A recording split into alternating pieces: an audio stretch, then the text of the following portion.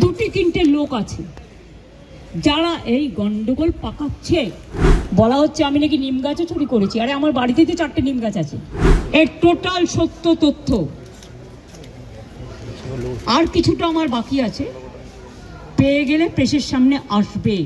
আমরা আগামীকাল ছুটিতে যাব। ওখানে বিডিও অফিসে যারা আমার সাথে দেখা করতে চান, তারা যাদের মানে ক্ষতিগ্রস্ত হয়েছে বা কিছু, তারা আমার সাথে কথা বলতে পারেন। সেটা পুলিশে অ্যাডমিনিস্ট্রেশন। আমি ওই মিটিংটা করার পরে আমি ওদের বাড়িতেও যেতাম, কিন্তু যেহেতু বিজেপি ওদের দুজনকে সরিয়ে নিয়ে গেছেন, বিজেপির বোঝা উচিত সাম্প্রদায়িক দাঙ্গা যারা করে তাদের আমরা ক্রিমিনাল বলি। তাদের আমরা কোনো ধর্ম বর্ণ জাতি হিসেবে বিচার করি না। এবং পুলিশের গুলিতেও একজন মারা গেছে, 3 জন। তাছাড়াও আমি কালকে তেহট্টে যে আর্মি মারা গেছেন তার পরিবারকেও ডেকেছি, ছুটিতে আসবে। আমি আপনাদের পরিষ্কার বলছি, সাম্প্রতিক সিচুয়েশন নিয়ে আমি এমএলএদের সকলের, হিন্দু মুসলিম বোথ সাইডের আমি ওপিনিয়ন শুনলাম। আমার সাথে আমার চিফ সেক্রেটারি মনোজ পন্ত ছিলেন, রাজীব ডিজি ছিলেন এবং আমাদের ডিএম ছিলেন, আরও অনেকেই ছিলেন, জেলা পরিষদের সভাধিপতি সহ। আমরা সাম্প্রতিক পরিস্থিতি নিয়ে একটা আলোচনা করলাম। আর এই জেলায় আমি দেখছি বহিরাগত কিছু লোক এসে ধর্মের নামে বিধর্ম কথাবার্তা বলে, আমি কোনো কমিউনিটিকে এর জন্য দোষ দেবো না, কয়েকজন ধর্মীয় নেতা সেজেছেন যারা যখনই পালে বাঘ পড়ে, পালে বাঘ না পড়লেও তারা বাঘ বাঘ করে চিৎকার করে রাজনৈতিক ফায়দা নেয়।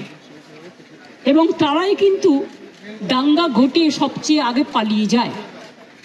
এই শত্রুদের গৃহশত্রু, মানে যারা জেলার শত্রু, বাংলার শত্রু, আমি কাউকে শত্রু বলে মনে করি না, সবাই আমার মিত্র। কিন্তু দাঙ্গা যারা লাগায় তাদের আমি মিত্র বলে মনে করি না। পরিষ্কার কথা হচ্ছে, মুর্শিদাবাদ জেলার একটা ইতিহাস আছে, সংস্কৃতি আছে। একসময় মুর্শিদাবাদ জেলা আপনারা জানেন বাংলার রাজধানী ছিল। মুর্শিদাবাদ জেলাকে কেন্দ্র করে এবং যে দুটো পার্টি মাত্র 2টো ওয়ার্ডে গন্ডগোল হয়েছে, সেটাও কারা করিয়েছেন, প্ল্যান করে, কি করে করিয়েছেন, কিভাবে করিয়েছেন, আমি এই কটা দিন ধরে অনেক ক্রস চেক করেছি, রেকর্ডও করেছি। আপনারা অনেকে godi media, sorry to say the word, এটা আমি বলি না, সব লোক বলে, যা খাইয়ে দিচ্ছেন আপনারা তাই খাচ্ছেন, কিন্তু সেটাকে বদ হজম হচ্ছে, সেটা হজম হচ্ছে না। এটা কিন্তু মানুষে মানুষে বিভাজন হচ্ছে। দুটি তিনটে লোক আছে যারা এই গন্ডগোল পাকাচ্ছে। তারা নাকি বিরাট বিরাট ধর্ম নেতা, মানে ধর্মের নামে বিধর্মী নেতা, অনেক বড় বড় কথা বলেন। আর আর্থিক উৎস আমার মনে হয় বিজেপির নেতাদের জিজ্ঞেস করবেন, তারাই বলে দেবে। আমি পরিষ্কার বলছি, এর টোটাল সত্য তথ্য। আর কিছুটা আমার বাকি আছে, পেয়ে গেলে প্রেসের সামনে আসবে। কারা করেছে, কিভাবে প্ল্যান করে করেছে। আমি নিজে হিন্দু নই, আমি নিজেও তো হিন্দু পরিবারের মেম্বার, তো আমি কেন হিন্দু মুসলমান করব? কিন্তু আমি যখন চেয়ারে থাকি বা কোনো রাজনীতি করি বা কোনো সংগঠনে থাকি, আমার কাছে হিন্দু মুসলমান শিখ খ্রিস্টান জৈন ঈসাই পারসিক সবাই সমান। আমি চাই না কোনো সম্প্রদায়ের লোক বাংলায় কোনোভাবে আক্রান্ত হোক। চক্রান্ত করে এত ভয় কিসে? তোমরা তো ঘুরে গেছো, ঘটনা ঘটার পরের দিনই মানবাধিকার কমিশন চলে এলো। কই মণিপুরে তো যায়নি, 2 বছর ধরে গন্ডগোল হয়েছে। ইউপিতে তো যায়নি, রাজস্থানে তো যায়নি, উড়িষ্যায় তো যায়নি, বিহারে তো যায়নি, দিল্লিতে দাঙ্গায় এত লোক মারা গেছে, একবারও তো যায়নি। হঠাৎ কি হলো? পরের দিনই, ঠিক নোটবন্দির পরের দিন পেটিএমের অ্যাডভার্টাইজমেন্ট বেড়েছিল, দেখেছেন? যদি আগের থেকে ঠিক না করা থাকতো তাহলে ভোরবেলায় বেরোলো কি করে, 7-8টা ডিক্লেয়ার করে।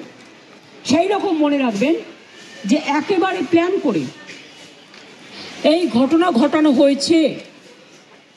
এবং যারা এই ঘটনায় পরিচিত হয়েছে প্রভোক্ট হয়েছেন এবং একটা কমিউনিটি আর একটা কমিউনিটির উপর ঝাঁপিয়েছেন, তাদের আমি বলবো এসব কিন্তু বাংলা সহ্য করবেন না। আমি কারো বিরুদ্ধে নই, কিন্তু আমি দাঙ্গার বিরুদ্ধে, আমি চক্রান্তের বিরুদ্ধে, আমি ষড়যন্ত্রের বিরুদ্ধে। মমতা ব্যানার্জি মাকারি বাড়ি স্কাই ওয়াক করলে তখন কোয়েশ্চেন হয় না? মমতা ব্যানার্জি দক্ষিণেশ্বর মন্দিরের স্কাই ওয়াক করলে তখন কোয়েশ্চেন হয় না? মমতা ব্যানার্জি দুর্গা পুজো করলে তখন কোয়েশ্চেন হয় না? মমতা ব্যানার্জি কালী পুজো করলে তখন কোয়েশ্চেন হয় না? জগন্নাথ ধামটা খুব গায়ে লেগেছে না? বলা হচ্ছে আমি নাকি নিম গাছও চুরি করেছি। আরে আমার বাড়িতেই তো 4টে নিম গাছ আছে, কটা দরকার জিজ্ঞেস করুন। আমাদের চুরি করতে হয় না। চুরি বিদ্যা ভয়ঙ্করী যদি যে পরে ধরা। যারা চোর, মাদার অফ থিপস আর সাউথস মোস্ট। চোরের মায়ের বড় গলা, চোর কি মায়ের জোরসে বলে। তুমি যদি হিন্দু ধর্মের সমর্থক হও তাহলে তুমি জগন্নাথ ধাম নিয়েও, মমতা ব্যানার্জি নিমকাঠ চুরি করে জগন্নাথ ধাম করেছে, মমতা ব্যানার্জির এই অবস্থা হয়নি। আমাদের মূর্তি তো মার্বেলে ছিল, জগন্নাথ মূর্তি কিনতেও পাওয়া যায়, এটা মাথায় রাখবেন। আমার বাড়িতেও তো আছে, আপনাদের অনেকের বাড়িতেই আছে। ওটা নিয়ে এসছেন দৈত্যপতি, যে জায়গা থেকে বলছে সে জায়গা থেকে নয়। তাকে কাল ডাকা হয়েছিল, আমি শুনেছি।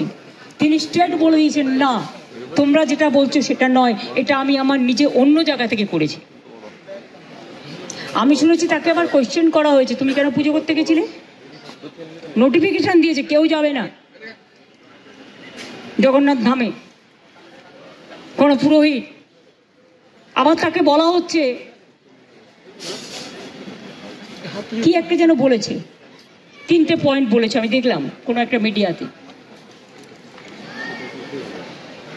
এত গায়ে লাগছে কেন? আমরা তো সবাই পুরীতে যাই, কই আমরা তো এই কোয়েশ্চেন করি না? আমি তো পুরীতে গেলে RSS বিক্ষোভ দেখায়, বিজেপি বিক্ষোভ দেখায়, ভুলে গেছেন? লজ্জা করে না? আর জগন্নাথ ধাম নিয়ে এত হিংসা। যখন আপনাদের আলুর টান পড়ে বাংলা যোগায়। আমি উড়িষ্যাকে ভালোবাসি। যখন আপনাদের সাইক্লোনে ইলেকট্রিসিটি সব ভেঙে যায়, সমস্ত রাস্তার পাইপগুলো, ওয়্যারগুলো নষ্ট হয়ে যায়, আপনারা আমাদের ইঞ্জিনিয়ার চান, আমাদেরও সাইক্লোন হয়, তা সত্ত্বেও আমরা কিন্তু পাঠাই। আমাদের বাংলার টুরিস্টরা সবচেয়ে বেশি যায় উড়িষ্যায়, জগন্নাথ দেবের উল্টো রথে বলুন, সোজা রথে বলুন, সারা বছর ধরে। তো আমরা যদি একটা জগন্নাথ ধাম করি, আপনাদের আপত্তির কি আছে? আপনারাও ভালো থাকুন, বাংলাও ভালো থাকুক। আপনারা কেন আমাদের লোকেদের ধরে মারছেন? আমার কাছে খবর এসছে উড়িষ্যায় বাংলায় কথা বললেই তাকে মারা হচ্ছে। মহারাষ্ট্রেও হয়েছে, উত্তরপ্রদেশেও হয়েছে, বিহারেও হয়েছে। আমি শুধু একটা কথা বলবো, আপনারা আমাদের পরিযায়ী শ্রমিকদের উপর বাংলায় কথা বলছি বলে অত্যাচার করছেন, আমরা কিন্তু করব না। এটাই আপনাদের সাথে আমাদের তফাৎ। আমাদের ভিডিও ভালো লাগলে লাইক এবং শেয়ার করুন।